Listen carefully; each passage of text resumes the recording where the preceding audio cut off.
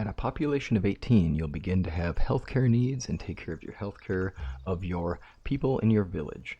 Now, health needs has turned out to be, for me, one of the most constant pressing needs that I have to take care of, and a little more challenging in the sense that there's a lot of middle steps and things like that that go into it. So let's dig in on healthcare needs. Early on in the game, you're going to notice that easiest way to take care of healthcare needs turns out to be spider lilies, since spider lily gives you two for healthcare or health needs per flower, which is pretty impressive. The only problem is you can't harvest it until summer or autumn, which means you're waiting at least till the second season of your game to start having to work or gather this. And it is from the forager's hut, and it is a very easy and very productive type of job to do, so it gets you quite a bit of needs. So this could be your go-to solution. Problem is that on the priority list, this is at the bottom, which means that when you look at what your villagers are going to consume, they are going to go for healthcare jobs first, which is really good, right? Like, it is what we want. But unfortunately, spider lily is way down here at the absolute bottom. So it is not going to be the go-to thing that they consume unless you manually make sure that they aren't consuming any of these items. Now, by the way, this is a good time to consider which things you have checked and unchecked. I would really recommend that you don't allow them to take your healing balms and healing compresses, because your healing balms and healing compresses and healing brews are very much more useful for you as a character and not as much for your villagers. I also tend to not allow them to drink the energy drinks because I don't want them, they don't need the status effect like I would like to have the status effect, so I don't want those gone. Now, I do think that the go-to solution here is healthcare jobs, but in the earlier game, we don't have as much access to that. Back here, you'll notice the amount that you can get for each of these. Obviously, there's a lot of ingredients that go into them. The ingredients listed are here. Anything that is related to it will be in the same rows for it, and then you can change the number you get to see the impact.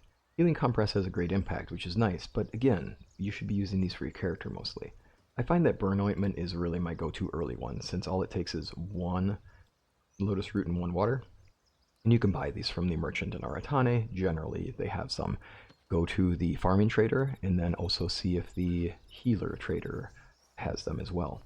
Warming drink I don't find useful because, well, you can see why right here. It takes a lot of herbs, and it's just not that great. Is it going to be useful for some of our new status effects for seasons? Well, yeah, it'll probably be useful for our characters, so this may not be a thing we want to make for our villagers. Sickness medication I found does a decent job, and it's not too absurd with its needs. Yellow chrysanthemum and herbs are easy to come by. You can get a good amount of resources out of this. Energy drinks, now, it's good in the sense that it gives a lot of need, but you need to make a bamboo bottle, which means you're going to be using up bamboo for this one, so I tend to avoid that. I find mosquito repellent and my anesthetic, I don't know. I tend to find myself making mosquito repellent because lotus seeds are easy to come by and tea leaves are easy to produce. Stone jugs are a little bit of a pain, but it's doable for the mid-game. Anti-poison concoction I tend to find is a very useful one. I don't love the idea of having to use up sake for things, so I tend to avoid this one.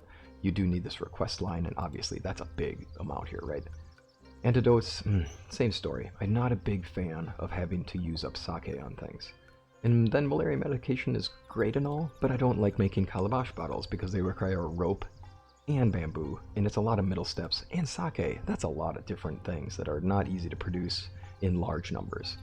So my go-to is really right here.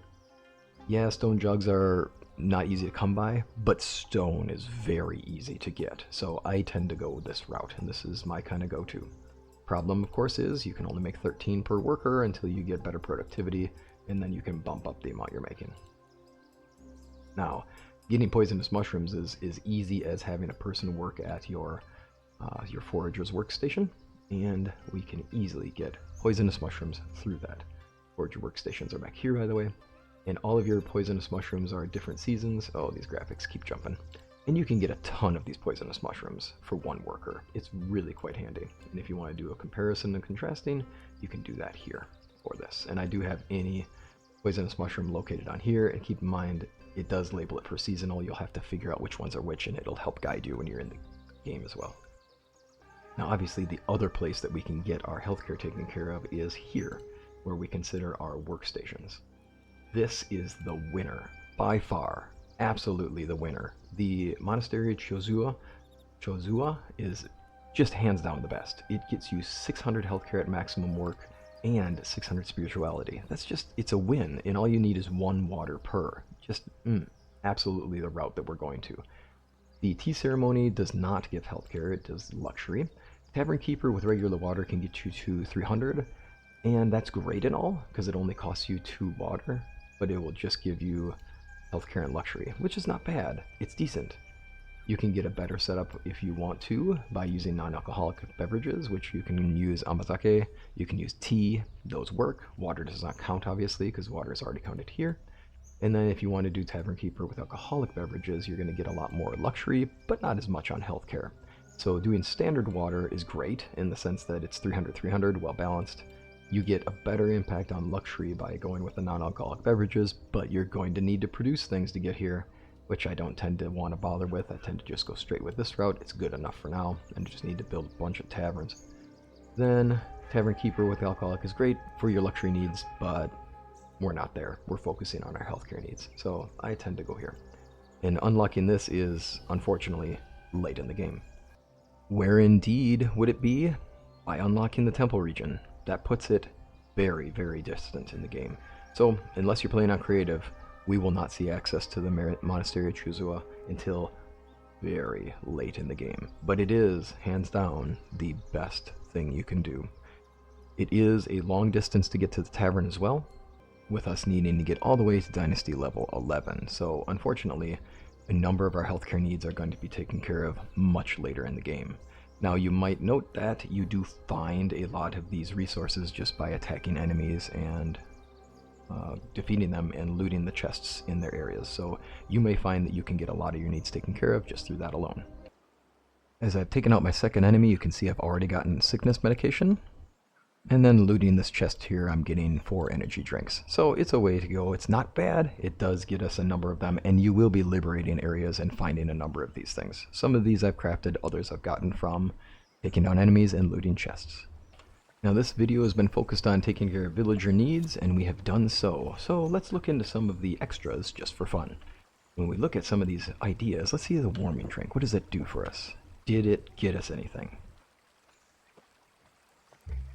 Nothing.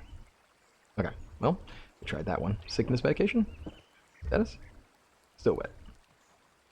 Alright. And then... energy drink? Status? Regenerate stamina. Okay, cool. And the stamina regeneration is obviously quite good. Right now, my wetness status effect has me dropping stamina. So, look at that. Extra bonus status to mosquito repellent? Nope. And let's see here. Burn ointment? I'm hoping that this one actually applies to if we ever get a burn condition. We'll see in the summertime how that goes. Anti-poison. Let's go. Yep, no, nothing has it yet. Aesthetic? I should be just bonkers out from this. Nope. Didn't even get boozed. Malaria meds. Oh, it goes on the skin, huh? Okay. And antidote, I think we already did this, but it looks like the statuses aren't exactly in quite yet, but it is what it is. So, we've taken care of villager needs. I hope that this has helped you out.